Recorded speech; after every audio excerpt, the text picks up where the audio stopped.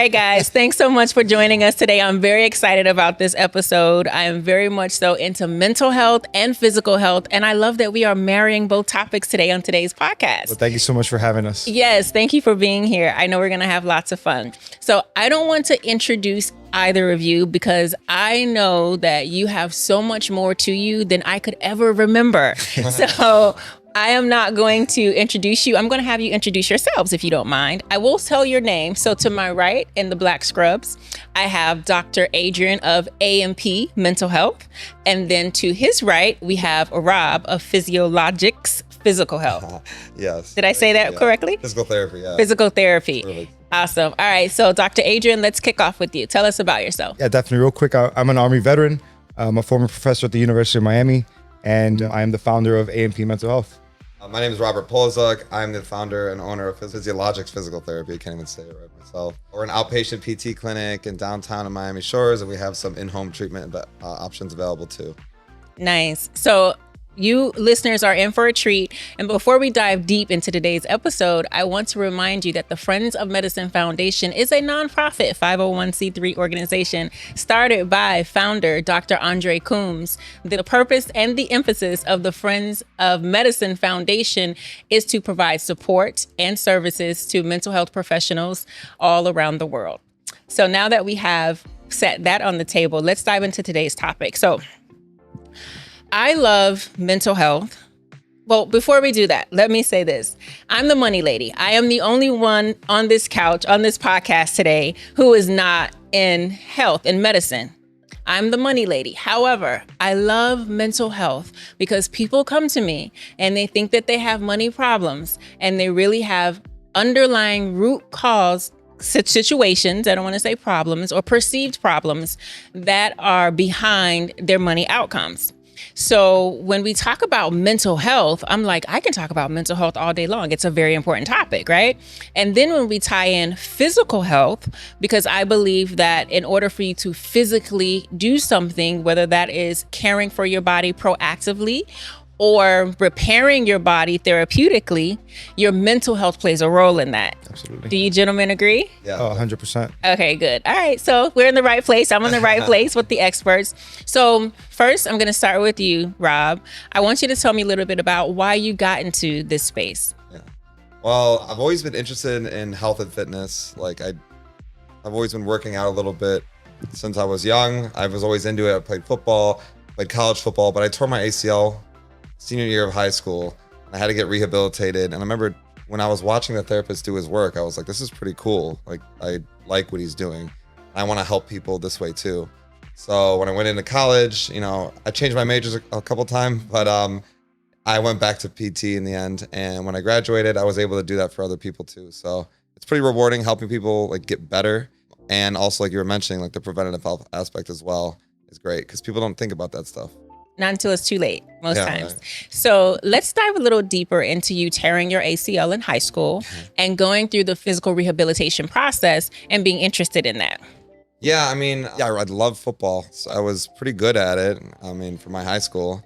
And when I tore it, it was devastated. So, and it's also coupled with something else. When I was younger, I got a head injury. I got hit in the head with a golf club and I almost died from it. I remember the nurses were taking care of me and everything. And I was like, wow, this is pretty cool. They're helping me get better and they're saving me. So I always kind of had the mindset of helping, and then that got me into rehab. But freshman, I wasn't really good at football in college. I was good in high school because it's a smaller school. Okay. But when I left football in college, I started learning a little bit more about exercise science. I got into that major and I realized, this is the whole way that we can basically grow and help people with injuries, or maybe prevent people from getting injured like I did. And there's so much to it, right? I'm sure with mental health, there's just so many little things you can learn. With physical health and making sure people don't get injured, there's your knees, your hips, your elbows, and your core can move in so many different ways that it's always keeping me fresh. So that's why I like that. Nice. So I love that you found a way to really dive into the human body and learning about it and understanding how it functions and how to help people with that. But I want to slow you down just a little bit because I want to stay right there to where when you were in high school and you had an injury, you tore your ACL and you had to go through the physical rehabilitation. Now, take me back to the time where that happened. how was your mindset when you first found out that you tore your ACL? That's a good question. What happened, right? What did you miss the rest of the season? Did you miss one game, 2 games? Was there someone that gave you a pep talk? Talk to me about that No one ever process. asked about that. Let's get into that. Yeah. Yeah, it's such a really specific question. Trauma. You're picking up what I'm putting down, right? I know. I think I tried to avoid it, then you caught me. No, but that's a good question. No one ever asked me that. Yeah. And it's important before you go down. Right, because it relates. I get it For sure. It's so important. Connecting dots here. Because, Rob, you did what some people do. You said, you know what? After you went through that initial emotional process, right? You said, wow, this is fascinating. I want to study this. I want to help people too. However, on the flip side, there are so many other people that don't, right? They have an injury, whether it's tearing their ACL in high school, slipping and falling, getting into a car, whatever it is. And they choose to believe, we'll get into the mental health part of it, that this is the rest of my life. I am now doomed, right? So I want to go back to where you were in that moment as a high school student, right? So in high school, we're either still experiencing puberty with a range of emotions or fresh out of it, right? So talk to me about that experience that got you to the point to where you're like, you know what, I got to repair this. No, Talk to me about it. that's a good point. Repair physically or Wherever this road takes you. Because here's now the you got thing. me thinking, I'm like, okay, they're the all mental aspect. intertwined. So I did that on purpose. Did you see that? A little sneaky something, right? Yeah, you see what I did there? But listen, it's all intertwined. No. So because you can't repair physically without addressing your mentality, right? Your physical repair starts from your mental position. Yes. Yeah, no, and yeah. So laying on the ground, I don't know if it was a game, if it was practice. What was it? Yeah, it was a game. It was actually, it was a bigger game. It was like a playoff game. Take me there. And I was really good that year. Yes. I never talk about high school. I was really good that year. I was the best linebacker on my team, and it was a really good game. Actually, I had a lot of tackles. I think I remember the number. I had like 13 tackles in like 2 quarters. Ooh. It was a running offense, and I figured it out, and I was doing very well stopping them. And then the quarterback juked me, and he literally juked my ACL out of my knee. It was embarrassing, but that happens sometimes. My foot got caught in the ground. I went down. I felt something pop, and I remember immediately I was like, oh my god, I'm screwed. Yeah, I was like, I'm screwed. You probably said the just F like word. that, yeah. Right. Screwed, F, said, whatever. "Gee willikers." I hurt myself. Golly gee. Yeah. And then I got up, and then I tried one more play, and I put my foot on the ground, and it literally just collapsed. And then I went back out, and then my athletic trainer, who was probably like, she's stressed because I needed to go back in the game for us to do well, but I could not. And I was like, I can go back in. So I went back in, and I collapsed again, and they were like, get him out of the game. So that was super depressing. And then I had I'm going to slow down because Slow down. I'm going to go right to the college one. But before that, I had to sit out and watch my team play and lose. How was that It experience? was terrible, right? So I'm like watching them. I'm like, oh, I could have done that. So the rest of the season's going by. I'm watching my replacement. Like it's like the games after the playoffs, where if you lose, it's like a loser's bracket. So that was kind of depressing too, to watch these people, like they just kind of move on from you. That's an interesting concept I didn't even think about before. Reliving all this trauma now. But then, good thing you're like a doctor here. But that was an interesting thing. And then the next part, I think, was going into college from there. I'm going to stop you right there. Yeah. Hold on. I'm not going to take you too deep under the water. But now that we're here, you admitted and first of all, you admitted 2 things here today. So first of all, thank you for your openness and your vulnerability today, because I know you're like, wait, where is this going? But before the podcast, I warned you, we're just going to flow freely, right? Good, yeah. So I appreciate your openness. Thank you so much. The question that I have for you is, you mentioned sitting in the stand and then also watching your team the rest of the season and feeling moments of depression, experiencing moments of depression, right? How did that affect your physical rehabilitation? Yeah, I mean, there's always that initial phase where you're kind of like, you throw your hands up, you're like, I don't even want to play, the rest of you can't play the rest of the year, but you're like, am I going to play again? You're like, whatever, I'm done. I'm not going to be good in college. But yeah, I guess mentally speaking, yeah, you lose a little bit of your identity. Who got you from, right? Because when you're like, this is whatever, like I'm out. Was there someone outside of you that said, no, Robert, get back in there? You got to or was it internal, right? Yeah. I mean, like I said earlier, like I was never really good in college, but we're not going to college. But I did get more motivated going in because my physical therapist motivated me, because he was like, we got this. We're going to rehab you. You'll be fine. So, and I did end up getting like pretty good, but he was the one. And yeah, he's a motivating factor. That's probably why I got into this. Think about See, it. look at that. Yeah, you've made me realize something. Put this on your website. Yeah, I should. Oh my You gosh. should. I'm going to audio record it. I mean, a condensed version. I mean, your passion, right? No, for sure. You have a good point. It's the origin story. And like I always mention it in my little bios, but digging deeper into it right now has been, I'm kind of thinking about it. Yeah, like that was really like, okay, I can do this. You know, my team and stuff, they kind of move on from you when you're injured. That's how it happens. You hear about like in the NFL and stuff. And this was happening even in high school because, you know, there's not really a use for you as much anymore. I had my accolades I can look back on, but I was like, damn, I'm not that guy anymore. I kind of like, part of my swagger in high school was like that I was like Big linebacker. captain of the football team, linebacker, but then it was like, Right. real life. I'm going to pause you right there. Thank you. Thanks. Thank you. We're going to switch to you, Dr. Adrian. Definitely. I haven't done your job. Have I? No, I just No, opened it up a little bit, right? I was actually just listening to the conversation. I'm just thinking about Rob, his experience, and how it just permeates everybody in society with everything. But go ahead. I'm sorry. I want you to expand on that, because oftentimes people do, all of our listeners out there, and you may not have been captain of the football team in high school. You may not have been linebacker and like getting 13 sacks within the first. No, But you should brag. Like, you're with the wrong person. We brag, right? Yeah. Brag. You may not have been all those things. However, there has been, without a shadow of a doubt, if you have spent any time on this place we call planet Earth, there have been experiences that knocked you down. There may have been experiences where you did not tell your literal ACL, but your figurative ACL. And those experiences may have knocked you down, and you started feeling like, wow, I was at the top of my game here. I was on this path, this trajectory, and now I'm here. What am I going to do? So as you're listening to this story, I want you to understand that Rob is being so gracious and kind to share his story, but what he's also doing is opening up a little something in all of us so that we can reflect on our stories. And then now we're going to have Dr. Adrian come in and talk about the importance of doing what Rob just did. We sat back and we really didn't brush over it, because a lot of times we do that, right? Because life has to go on. We got to keep going on. I got stuff to do. I can't sit down and talk about this. You know, yeah, it's my origin story, but I'm not going to talk about it, right? But you need to do just exactly what we just did. And Dr. Adrian is going to talk about why that's so important for your mental well-being and how that then ties into your physical well-being, regardless of if you are recovering from an injury or just journeying through life. Dr. Adrian? Yeah, well, isn't it interesting that Rob had this hallmark experience that has shaped him as an individual? You said it's the story that basically birthed your practice, right? Yeah, it kind of birthed my interest in PT. Yeah. There you go. So it birthed your interest. So this was major in your life. Yeah. But yet you find yourself sitting here on a podcast talking to two strangers, and this is when it resurfaces. This is what most people go through in life. They go through a breakup. They go through a major failure. They go through job loss.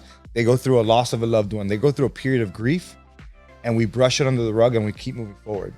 And although it feels like, oh, okay, yeah, we moved on from that in our life, somewhere underneath the surface, this is still affecting you in some way, shape, or form. So the belief, you mentioned the belief a couple of times. And so social cognitive theory, it's all about how our thoughts shape our actions, how our thoughts shape us as individuals, how we pursue things. There's a theory called the theory of self-efficacy.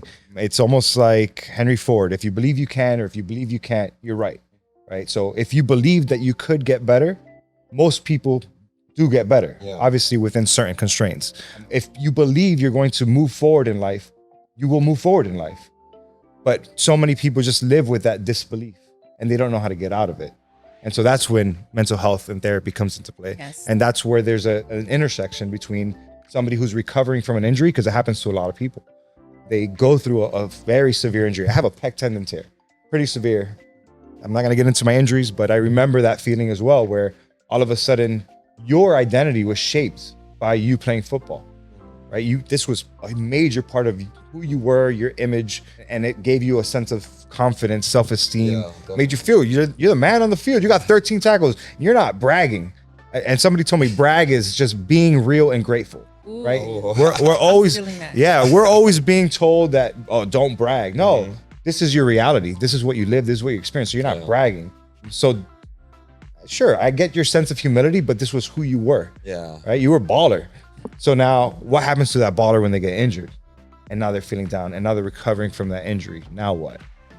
And so that baller is what brought you here to starting your practice. So now I want you to, now that we have put all the cards on the table, I want you to think about you and your practice. How long have you been, right? I'm like, what are we doing? Are we playing double dutch here? Like, when did you start your practice? Yeah. And so tell me the year that you started your practice. And also, I would love for you to tell us, now that we have done a little moment of reflecting, I'd love for you to reflect and talk to us about the most challenging patient experience. And when I say the most challenging patient experience, I'm not talking about the patient. I'm talking like, oh, he was a this or that, so to speak. But we know that the experience that the patient is having is because there is something under the surface, right? So I want you to talk to me about the most challenging patient experience that really stood out to you, that you don't mind sharing, and talk to us about it from a physical therapy perspective. But also then I'm going to have Dr. Adrian come in and let's see what bubbles up under the surface from a mental health perspective. Yeah. Well, I guess first thing about when my practice started was 2018. I started it because I was sick of treating people in like massive groups. I just wanted to do one-on-one PT. So that's the first thing. That was the whole reason I did this. Did you feel like you could connect with people more? For sure. Okay, yeah. deeper. I used to like working in these big facilities, these mills, because I could like interact with everyone and like joke and like, but when it's one-on-one, it's just the treatment's way better and you still get to connect with people. And how is that different? How is the connecting different? It's different because when I'm in the large group, which I do like, because I get to like be more like an entertainer, and I mean, outside of PT, it's just fun to have more people to talk to. But the more intimate one-on-one situation, obviously, is just a little bit more. You get deeper into what their problems are, how they're feeling, and you have different experiences with everyone. Like you were saying about the difficult patient experience. Sometimes you have people that you connect with them differently depending on how they act with you. How you act with them. If they're willing to open up, I'm usually willing to open up. I share a lot of like dark, deep secrets with them. Like I talk about everything. So sometimes you get patients, you'll get some challenges because you're dealing a little bit with their mental health. And I'm not qualified like you, but I'm just working on it from like as good as I can from a PT perspective to make them feel better and feel good about their rehab. But you said so many profound things in this statement. In this segment that you just shared, you shared so many profound things that may seem just regular conversation to you, but let me share what I heard. Number one, you said, hey, I love working in the group setting. I have a lot of fun. I can meet a lot of people. We can joke around and it's great, but it's not so great for connecting on a deeper level. And so when I work with physical, because you're the physical therapist guy, right? Yeah. So when you work with someone on a physical therapist level, one-on-one, you said that you get to connect deeper with them. Yeah. And depending on how open they are, you open up and you share some deep, dark stuff. Yeah. And definitely. Right? Does that affect their outcomes in their... Yeah, I think it does. I mean, usually those patients that are, sometimes they're just good at connecting. Sometimes you get a patient with a super easy plan of care, something like maybe even like acute neck pain that's really easy to treat. And that depth is just us talking and BSing about something, becoming friends. But sometimes you get people that their pain is so chronic, it's been around so long, it's become part of their identity. They've catastrophized it, right? And it's also, when you have pain for more than 3-4 months, you start to it gets ingrained in your nerves a little bit.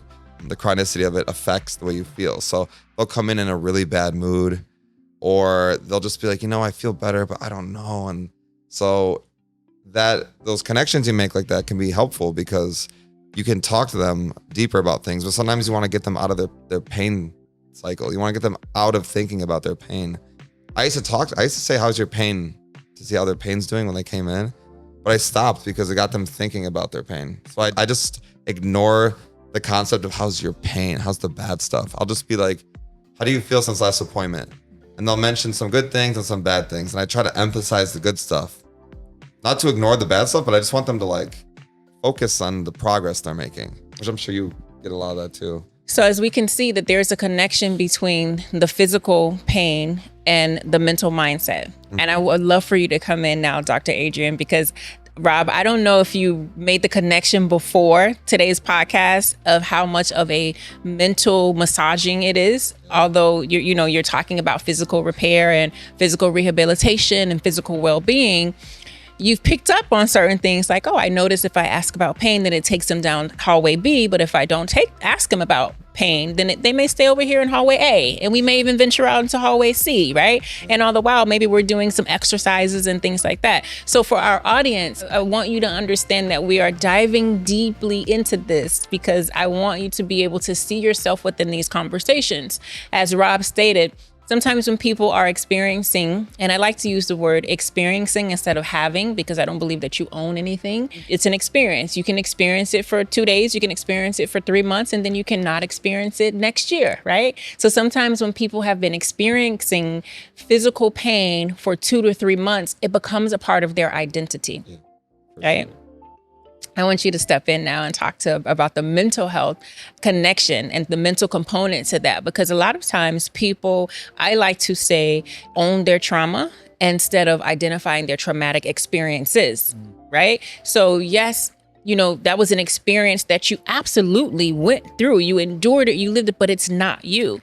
So how do we help people understand the difference between owning their trauma and identifying it as an experience so that it does not, because now we're going to get a little deep, maybe not now, but next time, become something that's stored in their body, right? Because when we have trauma experiences that are stored in our body, what do? They manifest as physical ailments and physical conditions.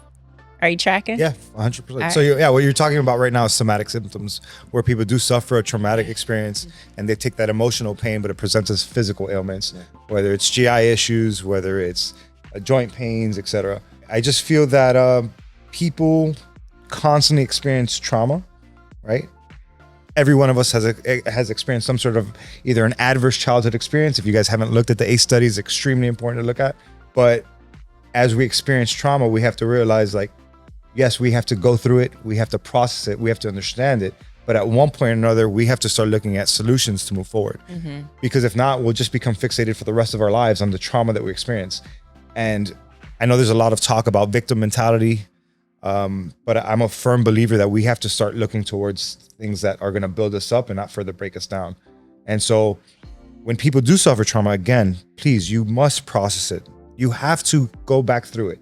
The same way when you suffer that injury, you have to go through and say, you have to ask all the questions. Why did this happen to me? Why am I suffering? Did this end my career? Did this change the trajectory of my life? And that goes for anybody who suffered from any trauma. But now, okay, we've processed it. We've looked at it. We've examined it. Now what? Now we have to say, okay, what can I do now with my life? Whether it's taking something like wanting to heal other people, wanting to help people with their finances, whatever it is, you have to find a way to help other people. I myself, I'll just give you a little bit of my background and why I got into mental health. I've known what a Baker Act was since the age of 7. My uncle Leo, who's actually been a major advocate for me in all aspects of my life in terms of teaching me about photography, about physical fitness. He was an amazing swimmer, a triathlete, and all these things that I pursued in my life were because of my uncle Leo. But in the same breath, my uncle Leo suffered from schizophrenia. And I saw him go through the cycle of crisis to hospitalization to discharge. Now, let me ask you this. This is the interesting part. When you get hospitalized in a mental health unit and you get discharged, let me backtrack. Do any of you guys have a dog? No. You have a dog? No? Well, I have a dog. His name is Bruno. Said I was traumatized when I sat for a week. But my dog's name is Bruno. And if I took Bruno to Banfield, which is the pet hospital, he had a rash all over him. And when he was sent home, I brought him back home. He had his antibiotics. I got a call a week later. Hello, hi, this is Banfield calling. How's Bruno doing? Bruno's doing fine. Hung up. Started thinking about my Uncle Leo. Every time he got discharged home, nobody calls. That's it. You get discharged home. So I just feel like right now in mental health, we treat our animals better than we do our humans, right? And so going back to that trauma, right? You take that trauma, I could identify with it, and I could say, oh wow, like the mental health system sucks and it's terrible, and my uncle has suffered, and I could dwell on that forever. But instead, I kind of did what you did, where you suffered from an injury, I suffered from an injury, from a trauma, and I turned it around and said, well, how can I help other people through through what I've experienced. And that goes for a lot of people in terms of what inspires them to do what they do. I'm sure you have a similar story about finance. So. Yeah, I certainly do. As you were speaking, though, it reminded me of my mom. Yeah. So my mom had a stroke in 2009, and she never recovered from the stroke. And just maybe last month, I said to her, you know, Jesus is not going to come in your bedroom and save you. Yeah. Right? Because she's, praying all day and she's bedridden. My mom's bedridden. I am her caregiver. Her mental faculties work 100% well. 100%. If you see her, beautiful skin, she's just bedridden. Yeah. She had a stroke and she didn't want to do the physical therapy. And so my daughter is always asking me like, what's going on? And I say to her, it's mental. It's mental. You see the physical symptom, right? That she's bedridden and she refuses the physical therapy no matter how much I have them come to the house and I talk to her and I say, Jesus sent me, right? You're waiting for Jesus to come in this room, but he sent me, like I'm here, right? Like the story of, you were drowning and you're swimming and you're like, God, you get to heaven. Why didn't you save me? I sent a boat, I sent a helicopter, right? And so I had this conversation with her just a month ago, but I didn't always realize that it was a mental issue. It took me a while to realize that.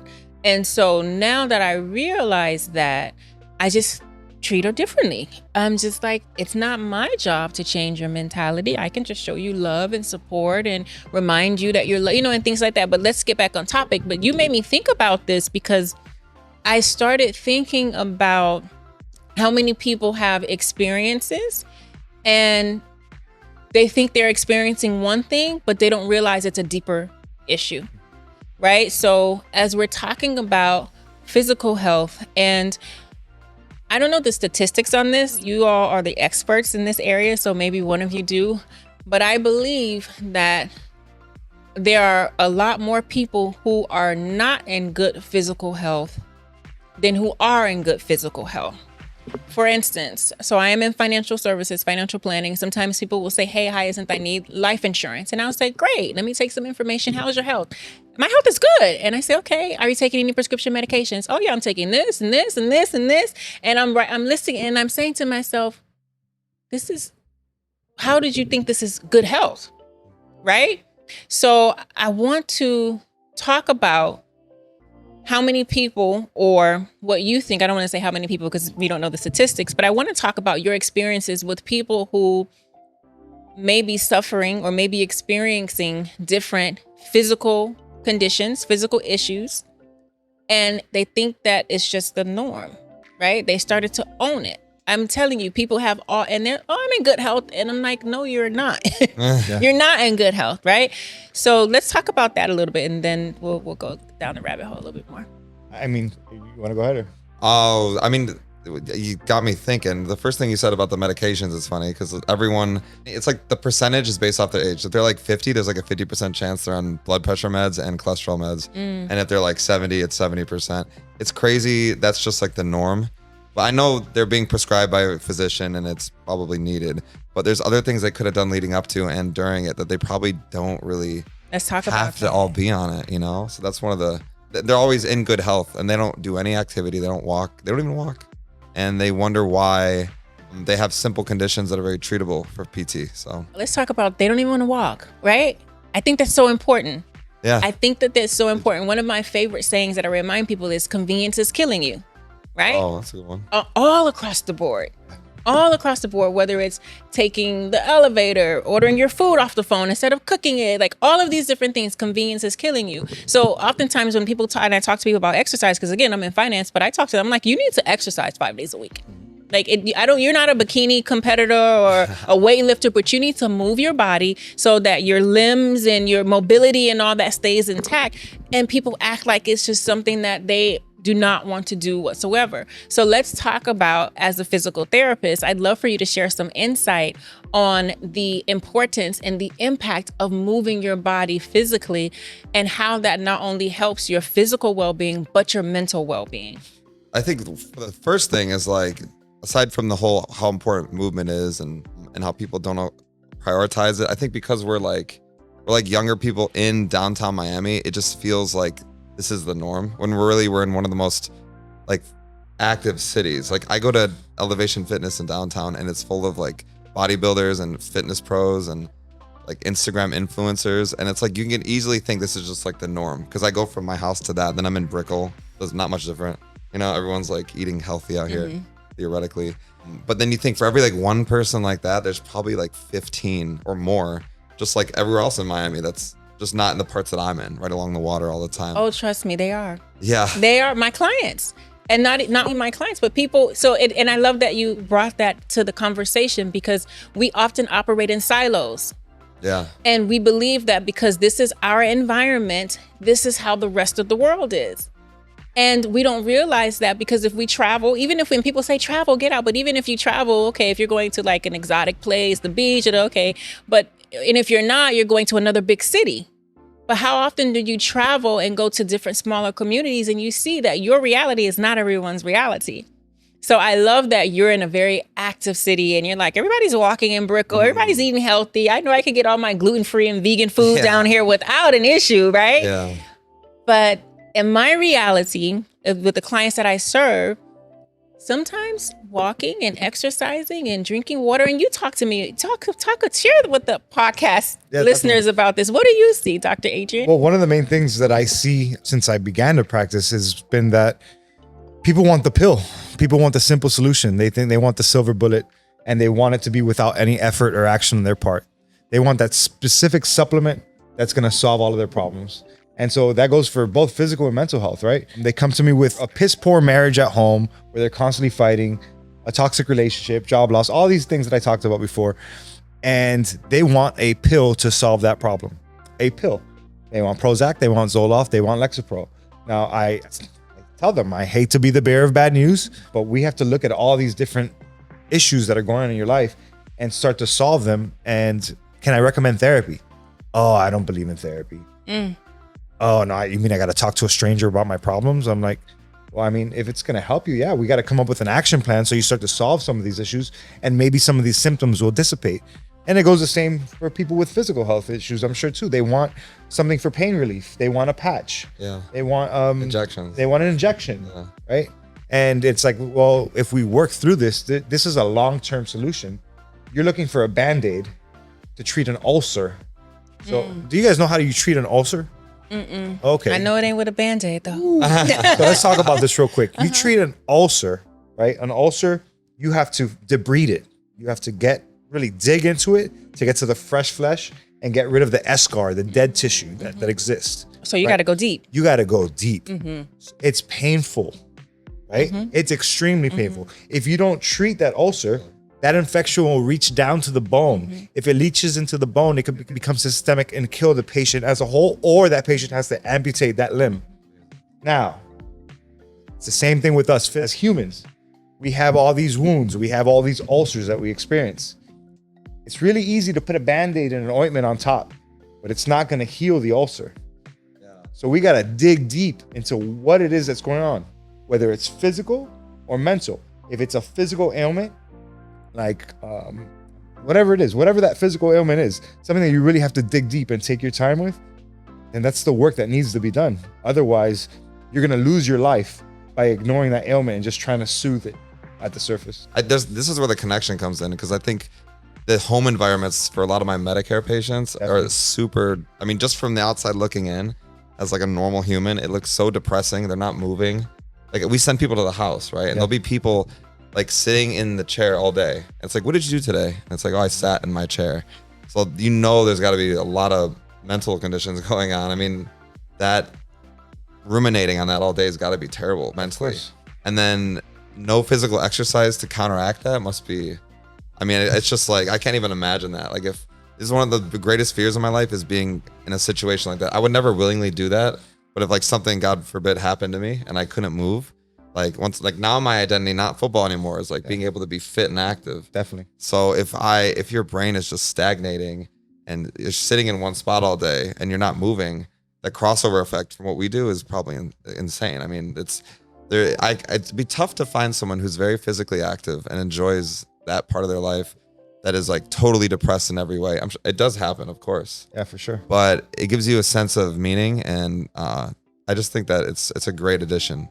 I mean, outside of the physical, just talk mentally only. Obviously, the physical component as a PT, like these people are in horrible condition usually, but if they're not actively working on themselves in that sense, it would be.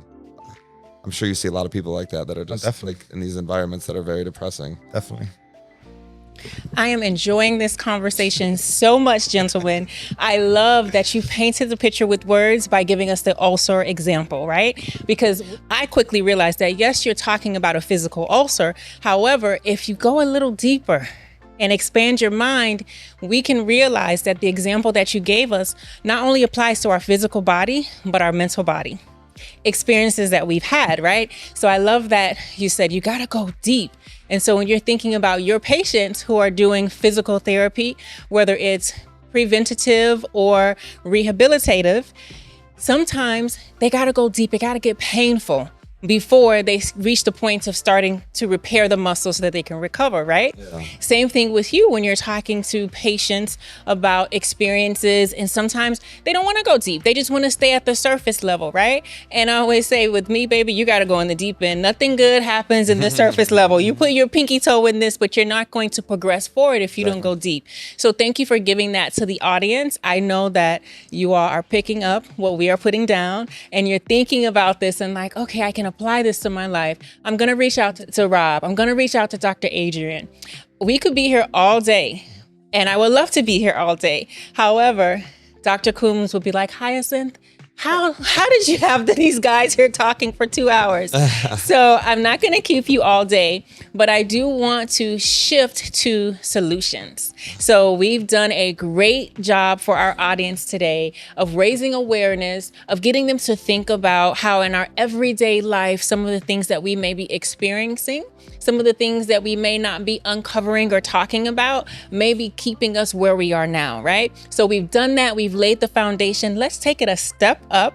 And now let's start talking about solutions. So Rob, what would you say to that person who was sitting at home, someone like my mother, or may not be in the position, as drastic as my mom, but has been experiencing some sort of physical limitation and refusing to either rehabilitate, to start physical therapy, to take care of their bodies, or maybe they're like, oh, I'm just going because the doctor is making me, you know what I mean? And they're not really in it, mind, body, soul. What would you say to them? And then also give us some practices to help them at home, to help them in your office. Just let's lay it all on the table with solutions. My parents are like that too, and they don't have stuff like that going on. They're just lazy. Hope they don't see that, but they know they're lazy. It's okay. You guys are lazy. Step up, Mom. It's that camera.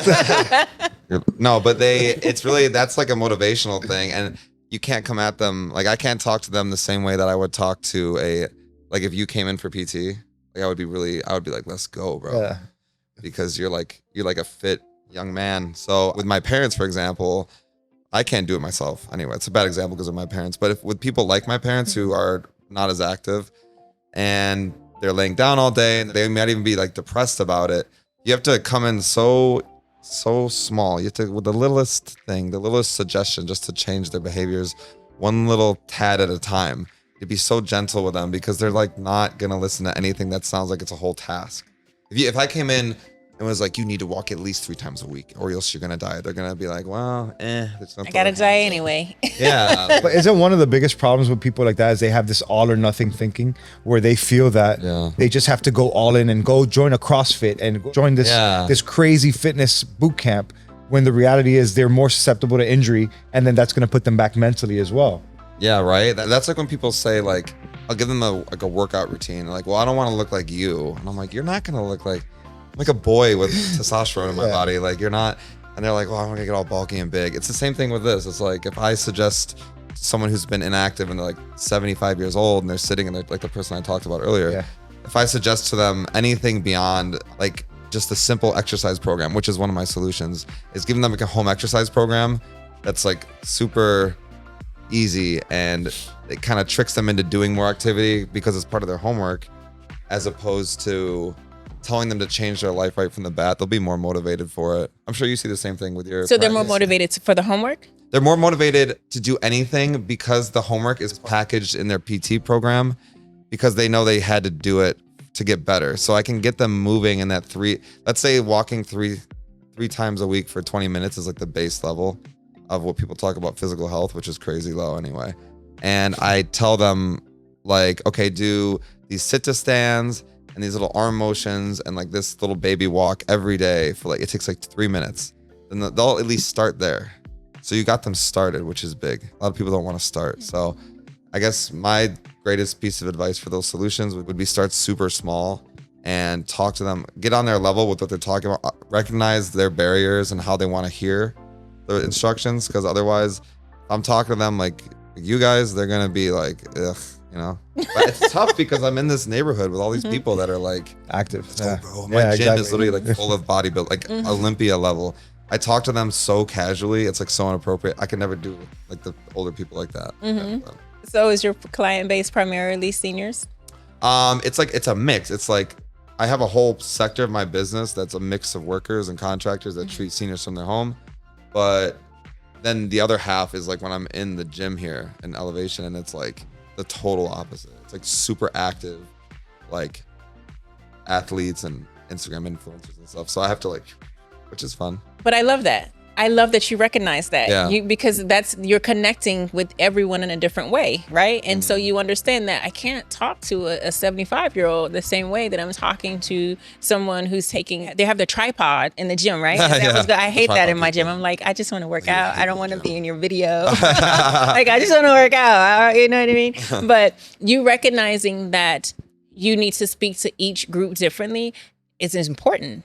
And I think for the people who are listening, they should take that into account as well, right? So when we're talking about physical health and physical well-being, the solution is not to not do anything, right? Even though Rob says the way that I'm talking is a little aggressive, but the solution is not to not do anything. One of the solutions is to find a group, an organization, a physical therapist, an exercise club who speaks your language. So maybe you don't want to do CrossFit, but maybe swimming is something that you like, right? And so when I say speak your language, I'm not only talking about physical language, but I'm talking about something that encourages you to show up and say, you know what, I like this. I went for a swim, or I did yoga and I'm doing it once a week and I liked it so much, and I'm doing it twice a week. And you know what, I feel great. I didn't even realize, right? So it's important for you to do that with whatever you're doing, because we do know that inactivity is not an answer, right? Yeah, no, never. The inactivity is terrible. That's the number one thing that causes any issues with me. Say it louder. Yeah. Yes. Be active, people. Yeah, and it's true. It's true. So start. And one more thing before we go to Dr. Adrian.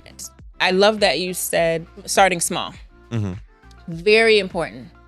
Very, very important. And it applies to financial planning as well. I want to do this and this, but let's start. Let's just start here, baby. Let's start right here. Yeah. That's the only thing you can do, because the thing is, if you just keep on living, your small steps will turn into big leaps and bounds. So for those of you who are out there listening, and you may be inspired and motivated, and some things that we're saying may be really speaking to you, and you're like, you know what? I don't want you to think about how far you have to go. I just want you to think about this moment. And in this moment, what can you do? And that may be, while you're listening to this podcast, let me put on my shoes and just go walk around my neighborhood. While I'm listening to this podcast, let me just do 25 squats. While I'm listening to the podcast, let me just do some yoga and stretching. They have that on YouTube now, apps, right? So start where you are and don't stop. And the don't stop doesn't mean you have to do it for 2 hours a day, every single day. But you may say, okay, it's Saturday. Maybe on Saturday I do a little something. Maybe on Sunday I'm sleeping in. But Monday I'm going to do something, and maybe even Wednesday. Or maybe you just start with only Saturday. The point is, starting is more important than not starting at all. Dr. Adrian? Oh, I agree 100%. You have to get started, right? Action is what you need. You need to get started. And piece of advice I would give some people is get a dog. Like, let me tell you. You need, why? well, number one, it's a companion. Number two, it's going to force you to walk. But okay, let's put the dog. Maybe you're not a dog person. I get it. I dog sat for a week. Yeah. Listen. Okay, people keep saying because it was a puppy. Oh, And so That was a puppy. Yeah. It's yeah, a puppy. that's a lot of work. Yeah. It's different. Well, yeah, regular dog is. But let me tell you, in terms of Like a baby human. in terms of physical fitness and mental health, I think one of the main things that is plaguing our society is just isolation. Whether it's been since COVID, a lot of people working from home, the level of social connectivity is limited.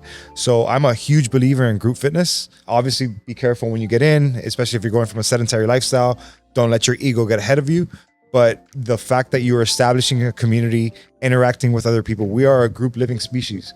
We are not intended to be sitting at home just staring at our phone all day. I encourage whoever's watching this right now, take a look at your phone. Look at how many hours you're spending on screen time. You might be embarrassed. It's okay, but you got to find things to do to fill in that time so you can put your phone down, get active, and get moving. So I think group fitness is just a huge proponent to engaging, networking, establishing new human connection, and also being physically fit. Being accountable to your actions, because once you make those friendships, people will call you, hey, where you been? Come on out. Let's do this together. And it just helps. It helps for being consistent because it's fun. It's just a good activity that you're going to engage with other people, challenge yourself, and then be able to move forward. And then that's going to be the birthplace of, oh, wait, I want to improve this part of my fitness game.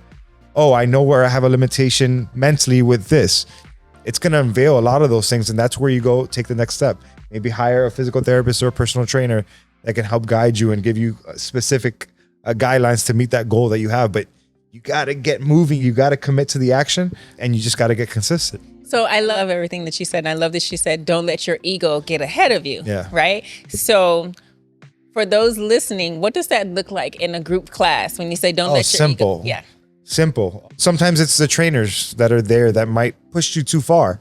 And you just had or you're looking at the guy next to you and you're comparing yourself, and he's doing burpee to box jump and you haven't done a burpee to box jump in a long time, but you're like, oh, 20-year-old me, I'm 40 now, 20-year-old me could do that easily.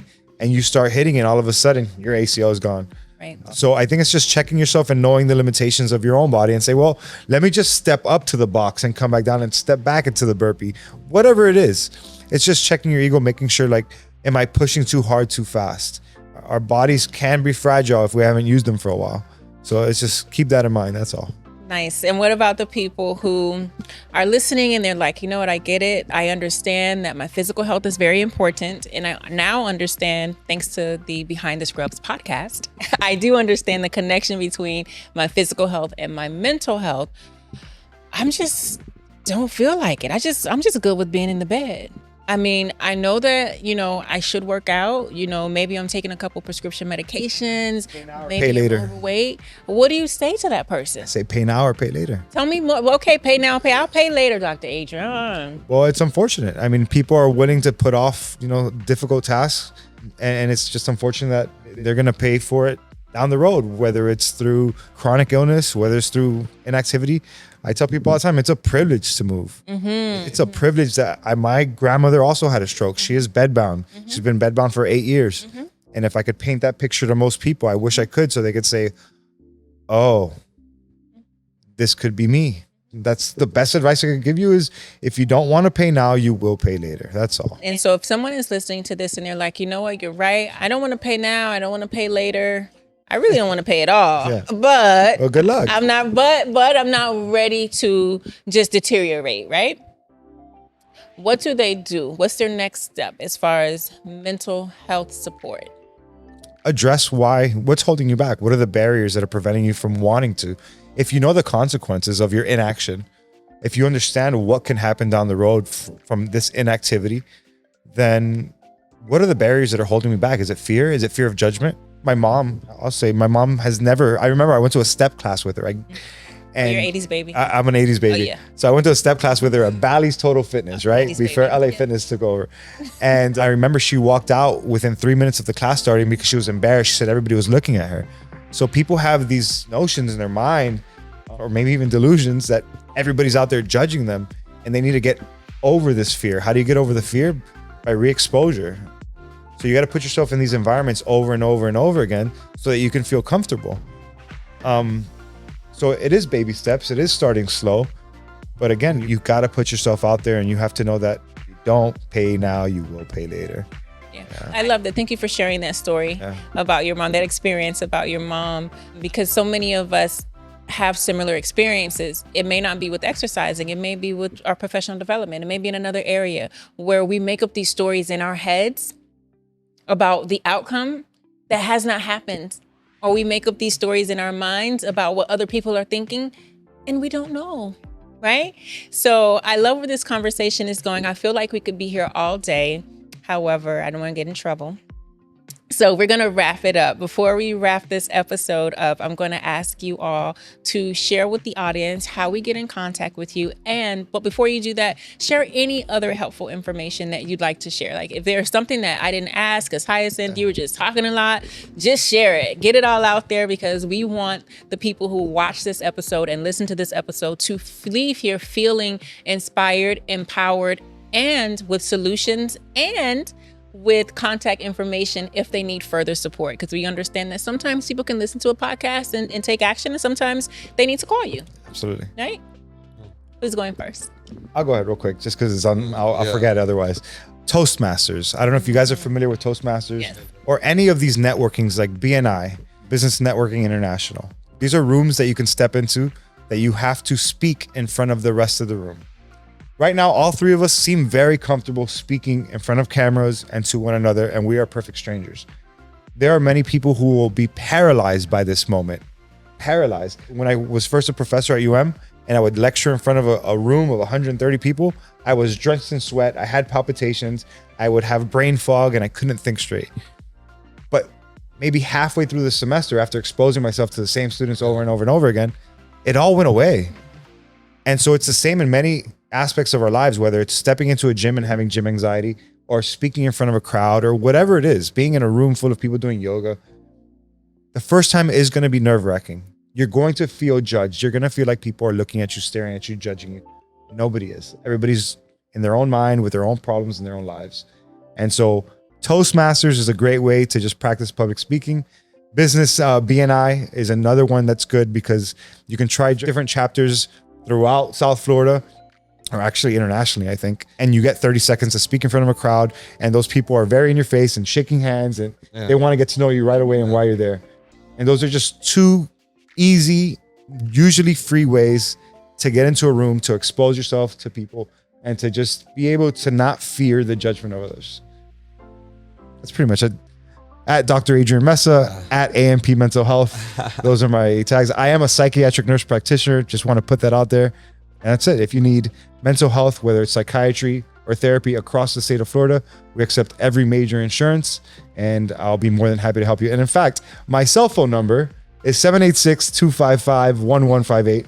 I have no shame. Call them. I love, before you go, Rob, I love that you mentioned BNI and Toastmasters and just getting out there and networking, because some of you listening may be like, well, I'm not a public speaker. Why do I need to do this? This is about mental health and physical health. Why do I need to? I'm not going to speak on podcasts. Why do I need this? Yeah. But here's why you need this. It will build the confidence that you have in yourself. Absolutely. And the confidence that you have in yourself is the foundation for any other relationship that you have with anyone that you know or you don't know. If you are confident in yourself, you can walk into a room and not be making up stories about what this person, you're not even thinking about them. And it's so interesting that you mentioned BNI, because my dad will tell you, we worked together at BNI. He had me in BNI years ago, and I used to be shaking in my boots. And now he's like, I can't get her to shut up. So confidence in yourself will not only improve your professional relationships, if that's what you're seeking, but it will also improve your mental clarity. It'll improve your personal relationships, your romantic relationships, the relationships you have with your body. You're like, I'm going to class. I'm wearing whatever I want to wear. I don't care who's looking at me. I'm jumping. I'm squatting. I don't care what anyone's thinking, because I'm confident in myself. So I love that information that you share with the audience. All right, Rob, you are up. I'd say a big thing that a lot of people probably could look into, especially for their grandparents in this area, is just like, a lot of people like our age have parents or grandparents that you can influence. Like, they kind of listen to us a little bit still, even though mine don't. But I would really suggest that you look to get them care. And this is where my business, we have a whole part of my business that treats Medicare patients from home. So like, if they have Medicare, like, there are options to get them treated and helped from their home. And so, like I said, start with the littlest thing. Like you could literally just almost tell them like, we're going to have therapy coming in. Like start somewhere. If they have a lot of pain, if it's affecting their mental health or vice versa, one way or the other, there's resources where people can get help just by starting at the smallest level and even having people come to their home. So, that's what my business does. We also do the regular orthopedic outpatient PT. And for those patients, a lot of the things that I mentioned too is just getting started. Like they're not doing enough on their own, or they're not active enough in their lifestyle to support a healthy functioning body, whether that's your mind or your knees. Like they have to start somewhere and they have to be active. So just regular movement alone will reduce arthritic pain when you're older, and it can even make your back and your neck and everything feel better, even if it seems unrelated. So that's my top 2 suggestions, and it basically just involves starting somewhere. But my business is Physiologic Physical Therapy. We're a PT clinic. We do in-home and in-clinic treatment. You can find me on Instagram at Dr. Rob Poliszuk.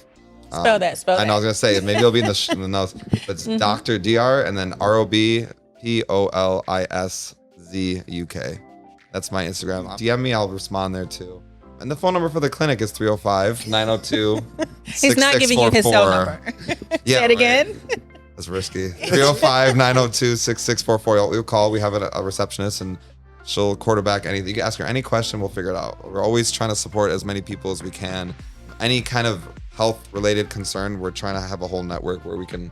Now I have another one here of people that we can shoot you out to. So definitely. Nice. I love the 2 points that you shared. Medicare, the key words that I heard when you said Medicare was, okay, they're covering either all or a cost of it. So we like that, right? Yeah. Depending on your plan. So don't quote me on that, but I love that. And I also like that you said in-home. So it's like you don't even have to go anywhere for the seniors. And the other point I love as soon as you said this is that you were talking about your body and taking care of it and keeping it in good shape. I thought about, are you guys into cars, like older cars? Like you may see like this 1959 something driving down the road, and nobody ever says, oh, it's a 1959. It's just not a good car anymore. You see those cars or whatever the cars are, the 19 Ford, this and that, they have been cared for. They have been washed and waxed and restored and oil changed and all the car stuff that happens in cars and car language. So when you think about that, I want you to think about your body. It is a myth that, oh, you're just getting older. This is what happens when you get older. It is a myth. It's a myth. Guess what? If you take care of your body, it could be like a 1959 T model, this and this car and all that. Restored. Restored car, right? And I like the restored part about it as well, because one of the things that I share with people all the time is the human body is so perfect that guess what? If you feed it what it needs, if you give it proper nutrition, proper exercise, good mental thoughts, it will heal itself. It will literally heal itself. So when you think about aging and taking into account the information that we're sharing with you, that the experts here are sharing with you today, I want you to look at it from a proactive perspective and look at it from a perspective of you can always do better. That's one of my favorite quotes. It's in several of my email signatures. You can always do better. Okay, that's our time. Thank you for tuning in to another episode of Behind the Scrubs podcast, and we look forward to seeing you in the next one. Bye for now.